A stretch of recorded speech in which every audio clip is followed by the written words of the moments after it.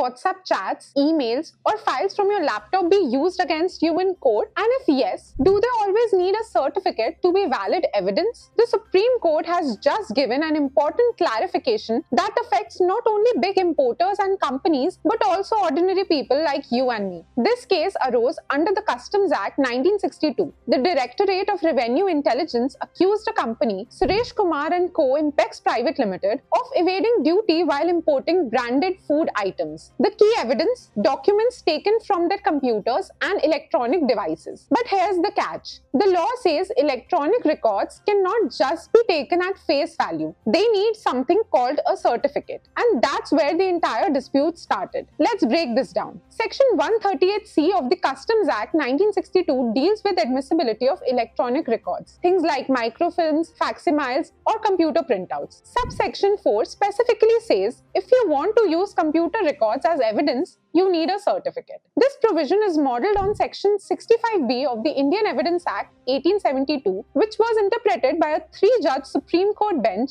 in the case of Arjun Pandit Rao Kotkar versus Kailash Kushan Rao Gorantyal. Why a certificate? Because electronic files are easy to tamper with. Think about it. You can edit a PDF, forward a WhatsApp chat, or even Photoshop an image. So the law says to rely on electronic evidence, you need a certificate from the person in charge of the computer system confirming that the data is authentic. Suppose your employer accuses you of leaking confidential files. They produce emails as proof. Legally, those emails should be supported by a certificate from the company's IT head saying, yes, these emails came from our server, they haven't been altered and they're genuine. Without this certificate, the evidence could be challenged in court. यानी सिर्फ print out या screenshot दिखाना काफी नहीं है. कानून कहता है असली होने का एक सर्टिफिकेट भी चाहिए. In this customs case, the Customs, Excise and Service Tax Appellate Tribunal said no certificate, no evidence. So penalties were cancelled. But the Directorate of Revenue Intelligence argued the importers themselves admitted in their written statements that these documents came from their devices. If the accused themselves have signed and acknowledged the documents, isn't that enough? So the Supreme Court, with Justices J.B. Pardiwala and K.V. Vishwanathan, took a balanced approach. They said, yes, certificates are important, but the law is not a straitjacket. If the person against whom evidence is used has admitted and signed that the documents belong to them, then insisting on a separate, rigidly formatted certificate may not be necessary. This was recently held by the court in Kum Shubha alias Shubha Shankar versus State of Karnataka and another. The court reminded us of an old principle: lex non cogit ad impossibilia. The law does not demand the impossible.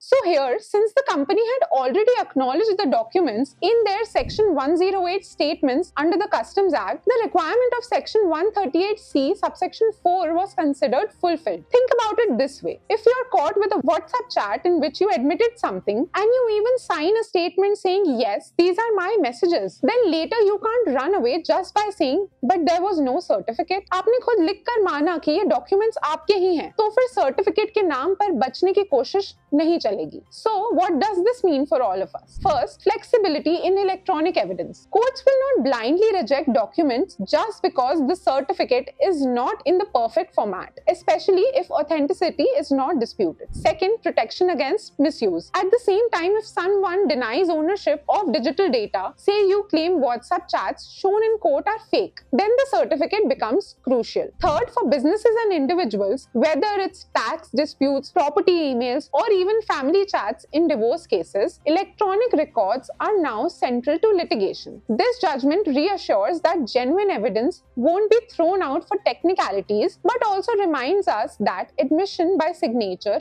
or statement is legally binding. So to sum it up, electronic records are admissible only with safeguards. Certificates are the rule, but acknowledgements and admissions can also satisfy the law. Or in simple words, digital proof matters, लेकिन अगर आपने खुद उसे accept कर लिया है, तो certificate के बिना भी वो आपके खिलाफ चल सकता है. This ruling makes the law more practical in a digital-first world where most of our evidence is electronic. Do you think this flexibility will make justice smoother or open the door for misuse? Let me know in the comments.